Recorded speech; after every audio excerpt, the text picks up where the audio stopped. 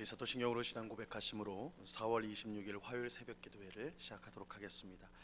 전능하사 천지를 만드신 하나님 아버지를 내가 믿사오며 그 외아들 우리 주 예수 그리스도를 믿사오니 이는 성령으로 잉태하사 동정녀 마리아에게 나시고 본디오 빌라도에게 고난을 받으사 십자가에 못 박혀 죽으시고 장사한 지 사흘 만에 죽은 자 가운데서 다시 살아나시며 하늘에 오르사 전능하신 하나님 우편에 앉아 계시다가 저리로서 산 자와 죽은 자를 심판하러 오시리라. 성령을 믿사오며 거룩한 공회와 성도가 서로 교통하는 것과 죄를 사하여 주시는 것과 몸이 다시 사는 것과 영원히 사는 것을 믿사옵나이다. 아멘. 우리 찬송가 95장 나의 기쁨 나의 소망 되시며 우리 같이 찬송하도록 하겠습니다. 찬송가 95장 이전 통일 찬송가는 82장 찬송입니다.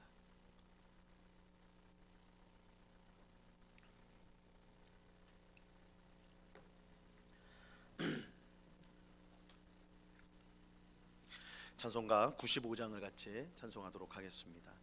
나의 기쁨 나의 소망 되시며 나의 생명이 되신 주 밤낮 불러서 찬송을 드려도 늘 하신 마음 뿐일세.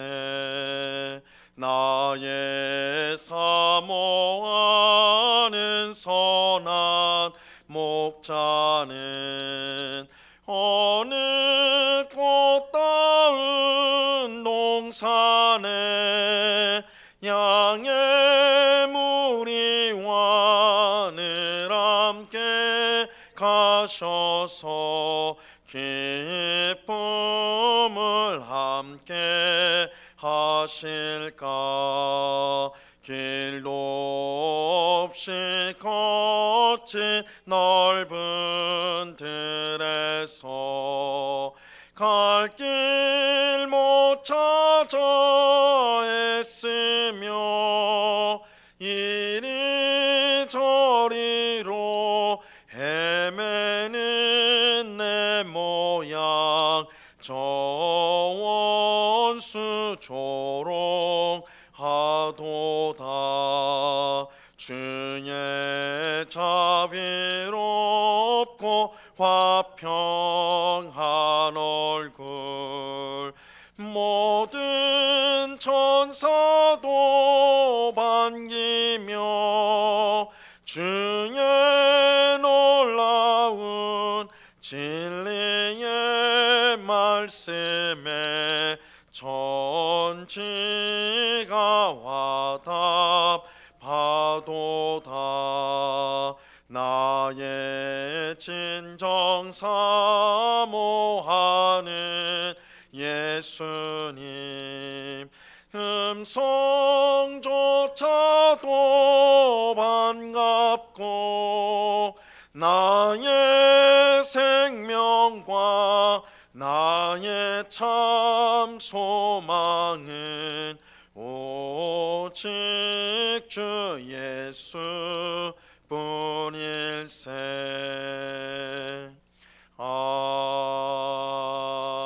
아멘. 기도하겠습니다. 하나님 아버지 감사합니다.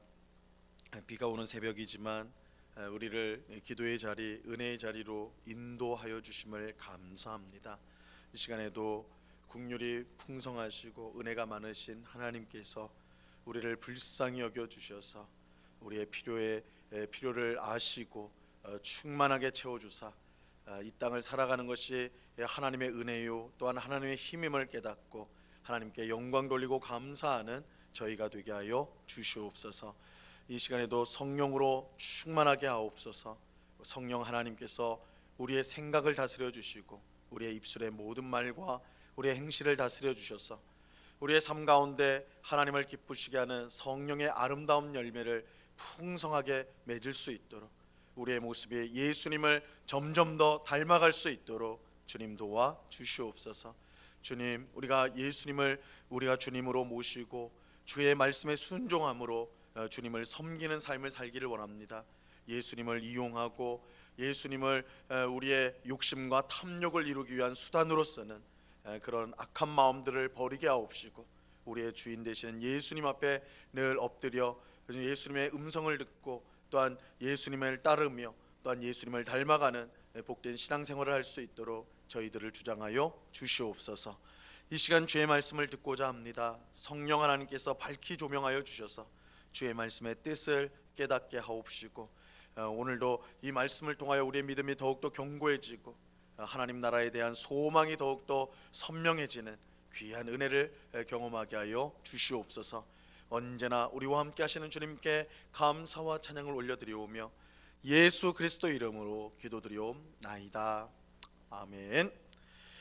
우리 하나님 말씀을 다 같이 보도록 하겠습니다. 마태복음 9장 14절로 17절까지의 말씀을 우리가 다 같이 보도록 하겠습니다. 마태복음 9장 14절로 17절까지의 말씀입니다.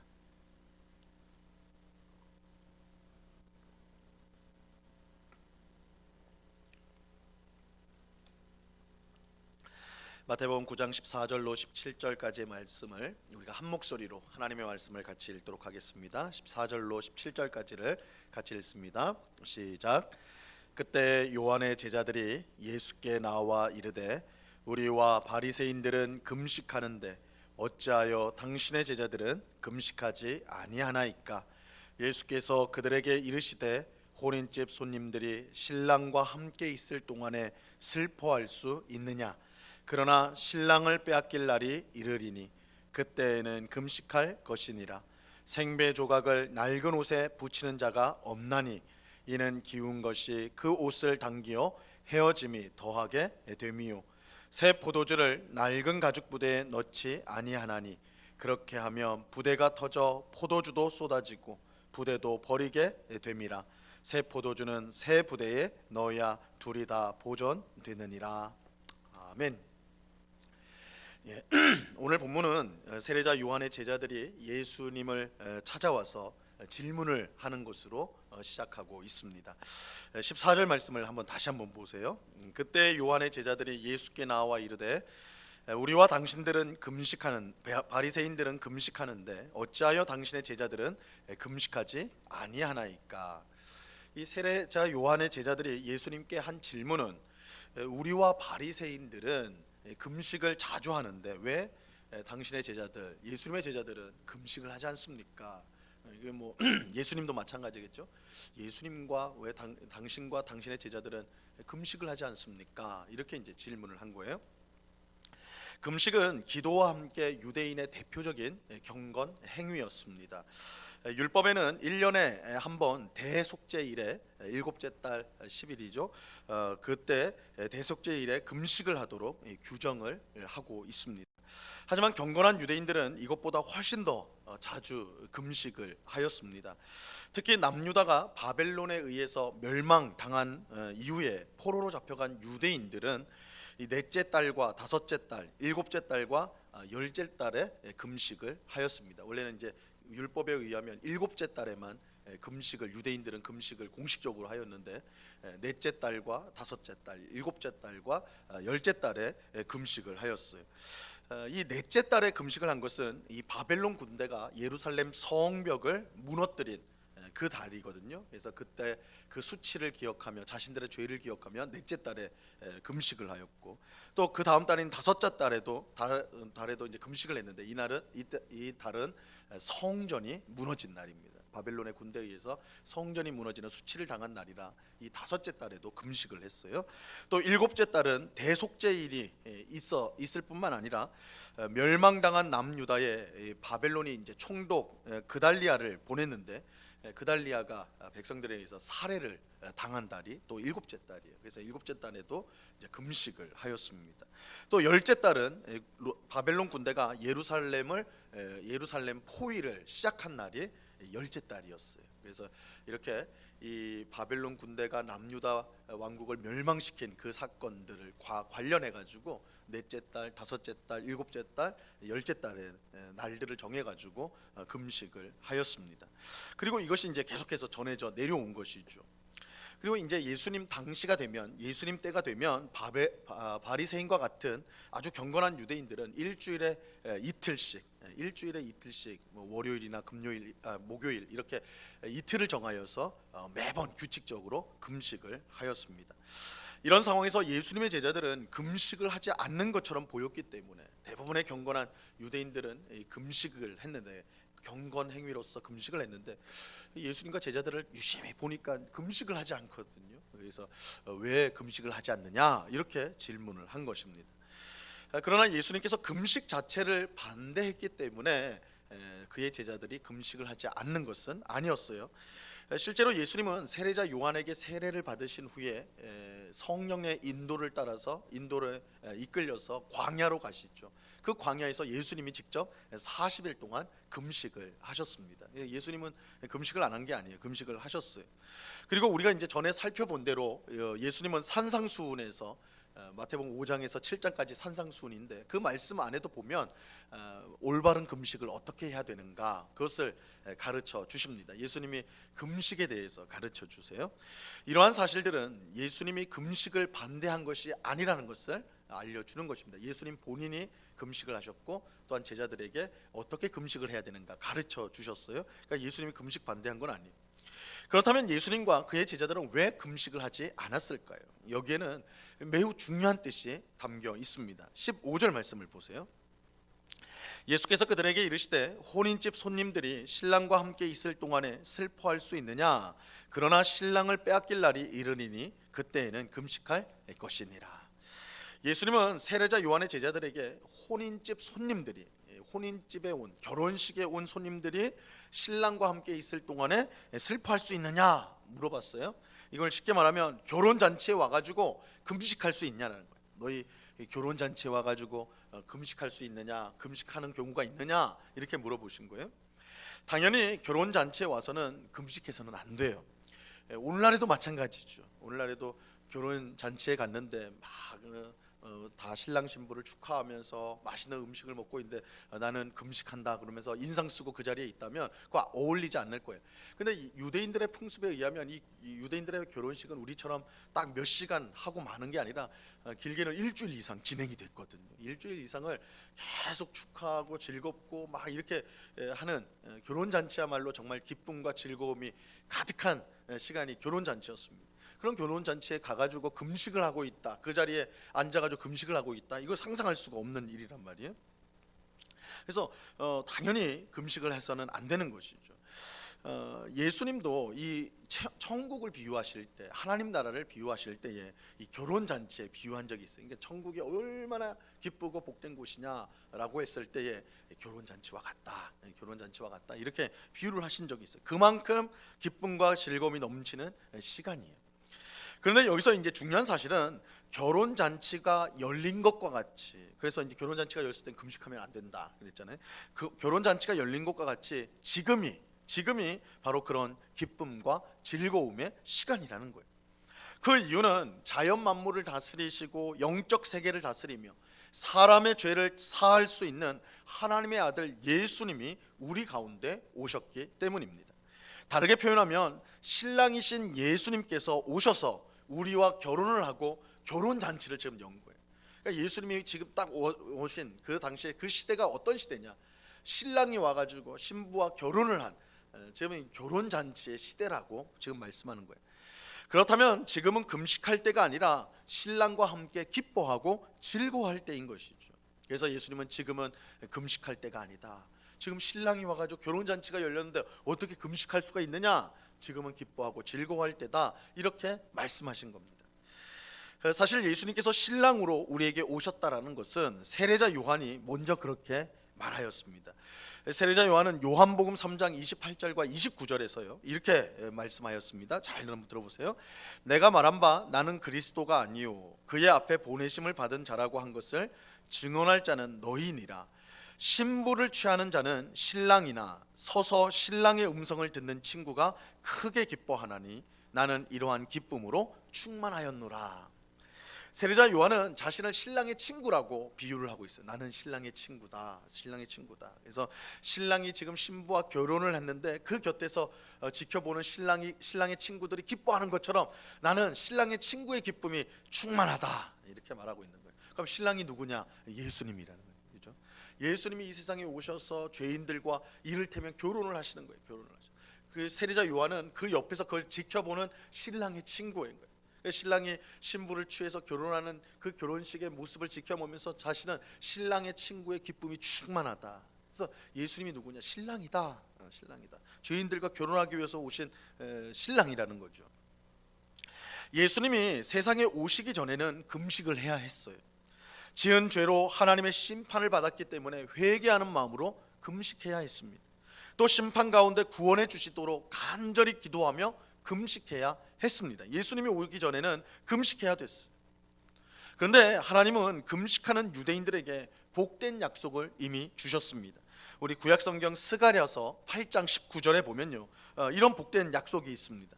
만군의 여호와가 이같이 말하노라. 넷째 달의 금식과 다섯째 달의 금식과 일곱째 달의 금식과 열째 달의 금식이 변하여 유다 족속에게 기쁨과 즐거움과 희락의 절기들이 되리니 오직 너희는 진리와 화평을 사랑할지니라. 여기에 이제 넷째 달, 다섯째 달, 일곱째 달, 열째 달 금식이 언급이 되고 있죠. 하나님은 넷째 달과 다섯째 달, 일곱째 달, 열째 달에 금식하는 유대인들을 향해서 그 금식이 변하여서 기쁨과 즐거움과 희락의 절기가 될 것이다.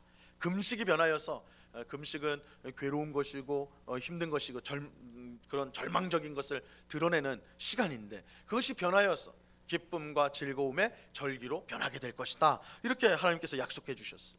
그리고 이 말씀은 바로 예수님이 우리 죄인을 구원하기 위해 오심으로 성취가 된 것입니다. 금식이 변하여 기쁨과 즐거움과 희락의 결혼잔치가 된 거예요. 예수님 오심으로 이제는 금식할 때가 아니라 이제는 기뻐하고 즐거워야 될 결혼잔치의 시기가 되었다는 것이죠. 그렇게 예수님은 지금은 금식할 때가 아니다. 금식할 때가 아니다. 그래서 나와 우리 제자들은 금식하지 않는다. 이 말씀을 하고 있는 거예요. 물론 앞으로 금식에 필요 없는 것은 아니에요. 예수님은 금식에 필요할 때가 있을 것이라고 말씀하고 있습니다. 오늘 보면 15절 하반절에서 말씀하는 것처럼 신랑을 빼앗길 때가 이를 것인데 그때에는 금식을 해야 됩니다. 여기서 이 신랑을 빼앗길 날은 예수님의 십자가 고난을 뜻하는 것이기도 하고 성도에게 주어지는 고난의 때를 의미하는 것이기도 합니다. 말세를 당하여서 이 성도가 고난을 당하는데 그 고난의 때를 맞이해서는 우리가 금식을 해야 된다 이렇게 말하는 것이죠. 하지만 분명한 사실은 예수님이 함께할 때 우리는 금식할 것이 아니라 함께 기뻐하고 즐거워해야 한다는 것입니다. 예수님께서 우리를 구원하기 위해 오신 하나님의 아들이요 또한 우리의 신랑이 되시기 때문입니다. 이러한 사실은 예수님이 오심으로 시대가 완전히 바뀌었음을 보여주는 것입니다. 그러니까 예수님이 오셨다는 사실은 이 세상의 역사가 완전히 뒤바뀐 사건이다 이렇게 말할 수가 있어요. 예수님이 오시기 이전은 약속의 시대였다고 한다면 예수님이 오신 이후는 성취의 시대라고 말할 수가 있습니다. 구약 성경에 기록된 모든 약속이 예수님을 통해서 성취되었습니다. 그렇게 우리는 아직도 약속이 이루어지기를 기다리는 세례자 요한의 제자들처럼 그렇게 살아서는 안 되고 예수님을 통해 성취된 새로운 시대를 살아가야 마땅한 것입니다. 자, 오늘 보면 16절과 17절이요 이 사실을 분명하게 가르쳐주고 있습니다. 생배 조각을 낡은 옷에 붙이는 자가 없나니 이는 기운 것이 그 옷을 당기어 헤어짐이 더하게 됨이요 새 포도주를 낡은 가죽 부대에 넣지 아니하나니 그렇게 하면 부대가 터져 포도주는 쏟아지고 부대도 버리게 됨이라. 새 포도주는 새 부대에 넣어야 둘이 다 보존되느니라. 찢어진 혼옷에 새 옷감을 붙이는 경우는 없습니다. 그러면 이 혼옷, 새 옷은 더 탄력이 강하기 때문에, 당기는 힘이 강하기 때문에 혼옷에 붙여버리면 혼옷에 찢어진 것이 더 심하게 찢어져 버린단 말이에요. 그러니까 그렇게 하지 않아요. 또 새 포도주를 낡은 가죽 부대에 집어넣지 않습니다. 그러면 이 새 포도주가 부풀러 올라서 낡은 가죽 부대를 터뜨리기 때문이죠.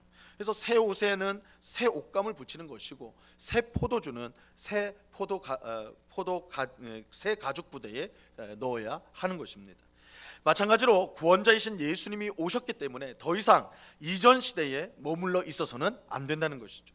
오늘 본문에 나오는 세례자 요한의 제자들처럼 신랑이신 예수님이 오셨는데도 불구하고 여전히 금식해야 한다고 주장해서는 안 된다는 것입니다.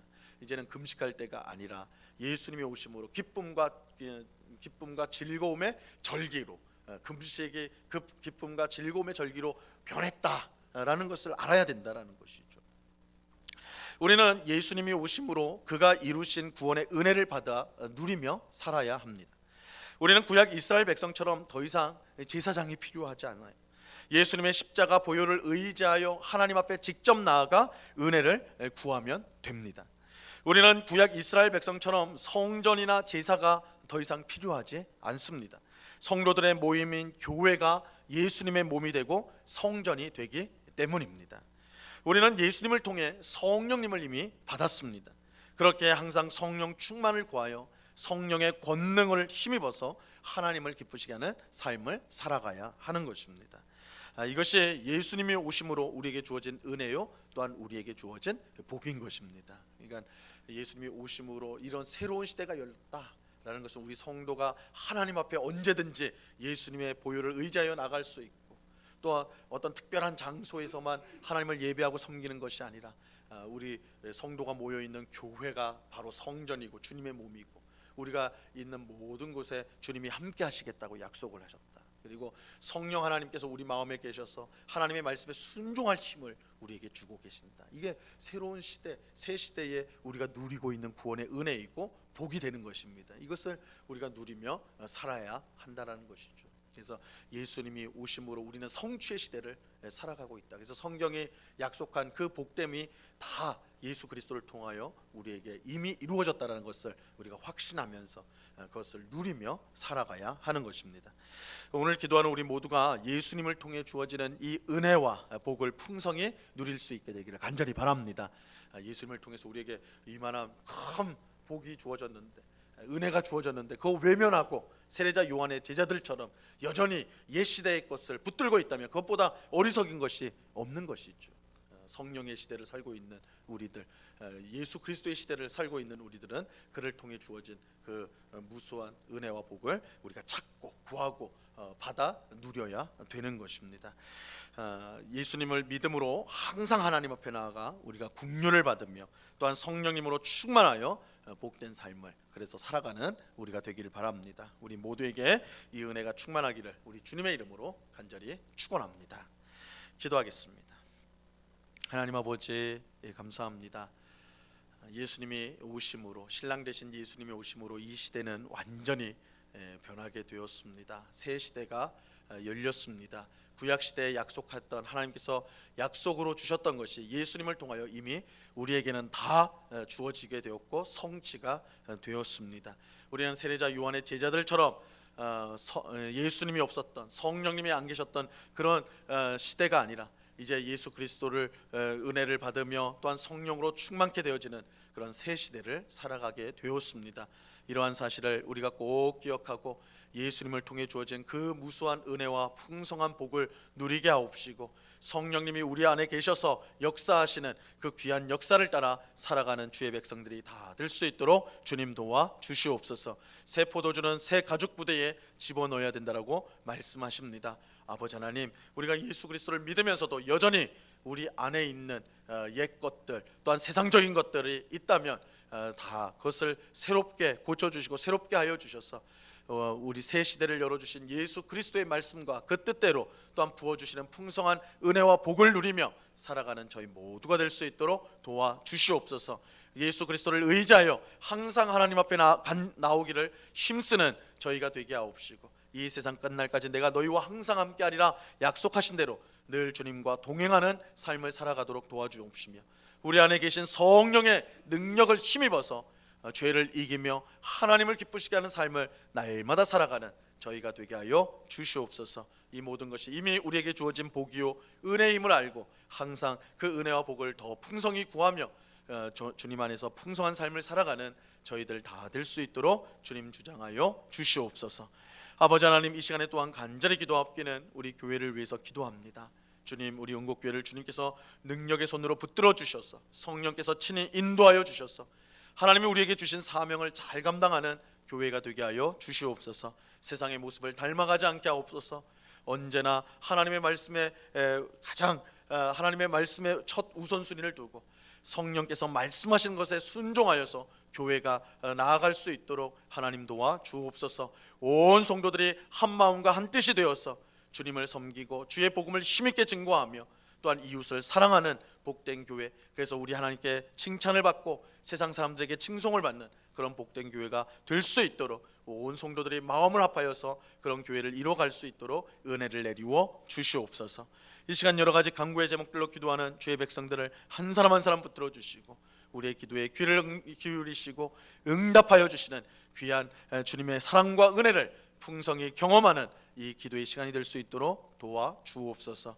이 시간 우리와 함께 하시는 능력의 주님께 감사와 찬양을 올려드리오며 예수 그리스도 이름으로 기도드리옵나이다.